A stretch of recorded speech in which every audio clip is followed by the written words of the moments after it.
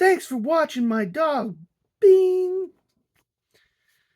That was my attempt at censorship. I am still trying to keep this channel as clean as possible for now. That is the first line that we hear from Millie Alcock, basically. It's not her first line, but it is the line she says as she's leaving during her appearance in Superman 2025, the movie there. And Millie Alcock is about to play Supergirl in Supergirl's movie in 2026, which of course is the second Supergirl movie after Supergirl in 1984. She's wonderful. I loved the way she was played on the screen. And the reason I like that is because of today's topic. We are going to cover the series that a lot of elements of the series are going to be taken out and used in the movie. It's not word for word because Lobo doesn't appear in this series, and apparently he's scheduled to be in the movie, played by everybody's favorite Aquaman, Jason Momoa. But this story doesn't have Lobo, but there is a lot of elements that are still going to get in there. Issue 1, for example, is where they're referring to about Supergirl going to Red Sun Worlds to get drunk. She's only done it once, though, in the comics. But, you know, that's where they get it. It's where the source material was for that section. So, Supergirl, Woman of Tomorrow, came out in 2021 and was an 8-issue series over 9 months in 2021 to 2022. It was written by Tom King, and the art, both inks and pencils, were done by Biliquis Everly. Biliquis Everly. It could be Biliquis. I'm not sure. So if I'm pronouncing it wrong, I apologize in advance. The story that we're going to show will be taking place in the past from the narration. So it'll be our time per se that we're going to see, but this is being dictated 50 years, 60 years in the future from this. Actually, no, a couple of 100 years in the future. So basically, this series follows Supergirl as she helps out a young woman track down the warrior who kills her father across the universe. Kara also explores her origins from a darker angle and finally is able to deal with her demons with regards to it. This is issue 1, and it is named Men, Women, and Dogs, and it's from August 2021. A farmer is killed by someone he had on there as a guest. The guest by the name of Krem of the Yellow Hills. And the killer leaves the sword in his gut. The farmer's daughter, Ruthie, I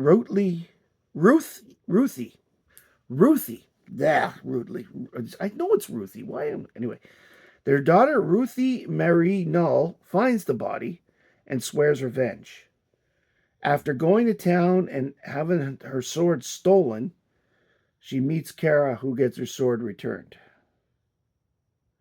I'm not, by the way, giving away the whole books. I want you to read them. This in particular is one you should read in preparation to watch the movie next year. Which brings us to Supergirl, Woman of Tomorrow #2. Wounded, Stranded, and Impotent is the name of this book, and it's September 2021. Supergirl, having been shot by Krem, by the way, they're on a red sun planet, if you haven't figured that out at this point.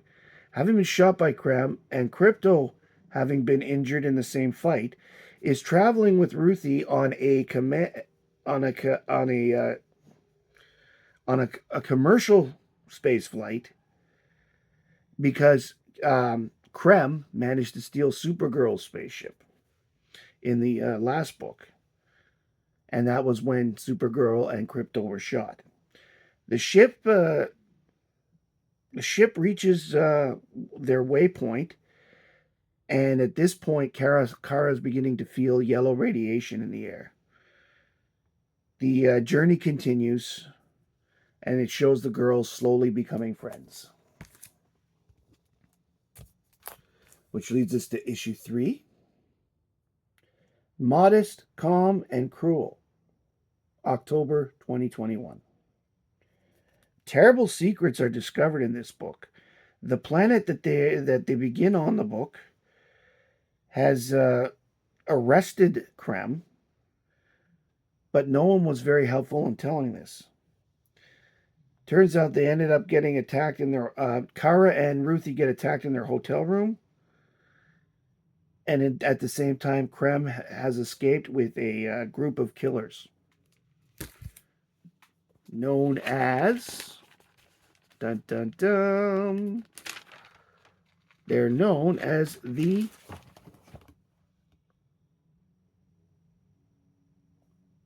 oh my god. I know I'm going to come across the name. I think it's the Renegades.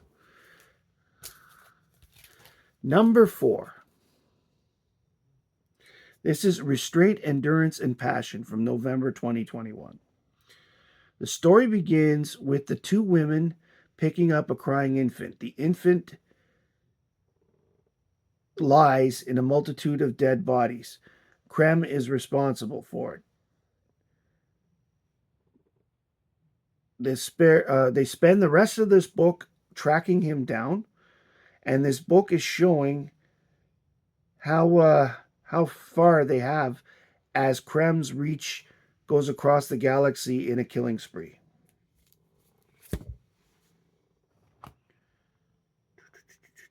I can't believe I can't find the name here.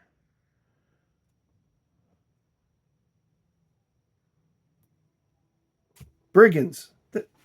Why did I think it was R? They're the Brigands. They're just known as the Brigands. That's what was throwing me off, so they just had a nice, easy, simple name. Number 5, The Lake, the Trees, and the Monsters. This is January 2022. Yes, they skipped December, and that's why I said 8 books over 9 months. They catch up to Krem finally, but only very briefly, as Krem uses a Mordru globe to escape. As it is based on magic, Supergirl is powerless against it.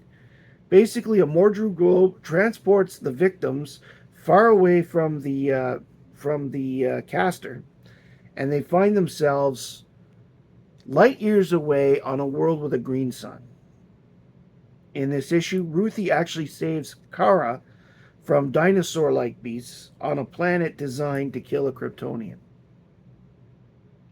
The actual planet they're on was apparently designed as a trap for Kal-El, Clark, Superman, Quest.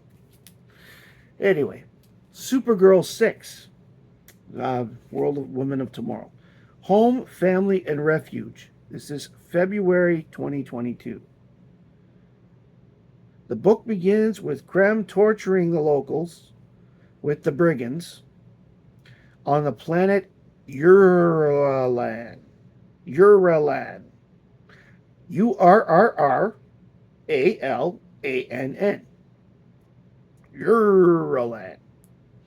Sounds like I should be going at the same time, right? But anyway. Ruthie reveals that Supergirl has told her about Krypton's destruction. Comet the Super Horse appears in this book, where he helps them escape another Mordru orb. And they finally end up capturing Krem. And you can tell from the cover that Comet is here. Issue number 7. Hope, Help, and Compassion, March 2022. The book begins with Ruthie riding on Comet. Supergirl and she had to take refuge after capturing Krem because the Brigands have a group oath to rescue anybody of their group that has been captured. And since Krem has actually been acting as their leader, they keep trying to rescue him. Krem is refusing to tell them how to save Crypto.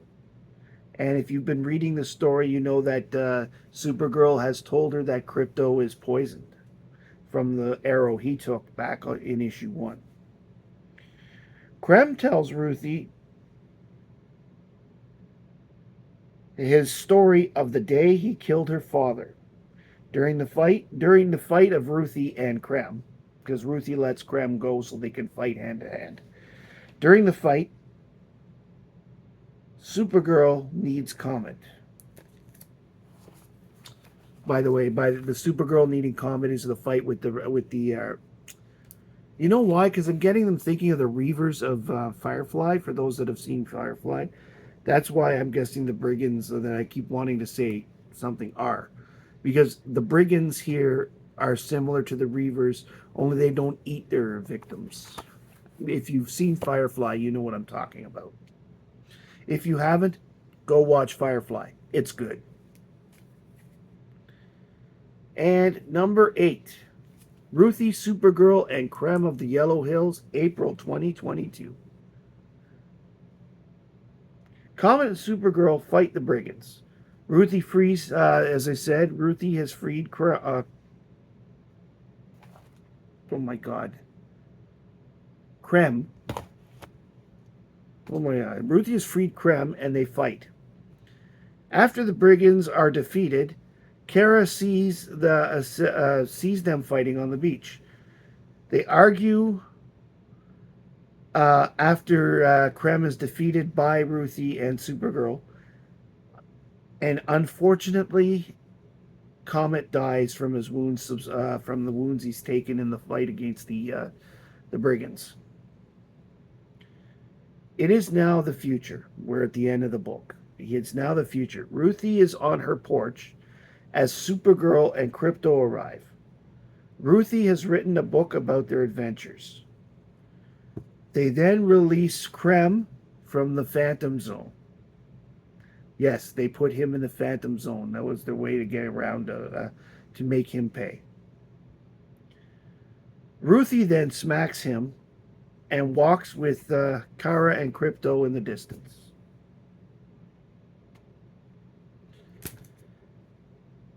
In this story, Ruthie comes across as a reliable narrator.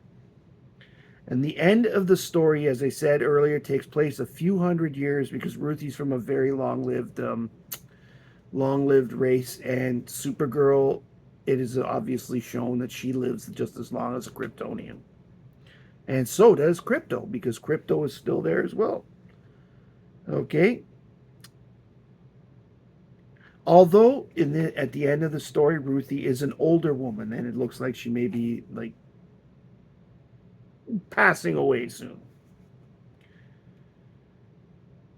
As we see Ruthie tell the story here,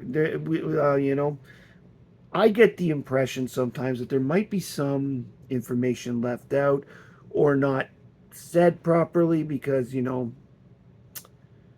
there's always a narrator's, I want to say, their choice of words to show and things to talk about. You always wonder when an author, for example, makes a biographical book or a story, what parts they leave out, what parts did they embellish because you weren't there. So you have to take the word for it as is written. And because this is a really well written story, Tom King did one hell of a job with this. This is one of the best miniseries I've ever read, ever. Okay, and it's just, especially of Supergirl. Oh man, does she really learn a lot about herself in this one? And honestly, if this storyline is what they're going to base the Supergirl movie on, it's going to be a hell of a movie. If you like this video, please like, comment, and subscribe below. It really helps with the algorithm. Hi, I'm Algorithm, and this is my friend Bill. No, I'm sorry, I'm digressing. I'm nuts sometimes. Anyway, so Please like, comment, and subscribe below if you like this. Tell me if you've read this or if you plan on reading it. I honestly think everybody should read it if you plan on seeing the movie, just to have an idea, because as we saw with Superman, James Gunn does not necessarily waste time on certain aspects of a character. We barely got any hints of the origin in the Superman movie that just came out. So while her origin plays a bigger part in this story, it will probably play more because also not as many people know the pop culture references to Supergirl's origin. They just know she's Kryptonian too for the most part, and that she's Superman's cousin. Anyway, thank you very much for joining me today. I really, really appreciate everybody who takes the time to watch. As I said, please like, comment, and subscribe below. I really, really appreciate it. My name's Matt. I like comics, and I hope you do too. Bye, everybody.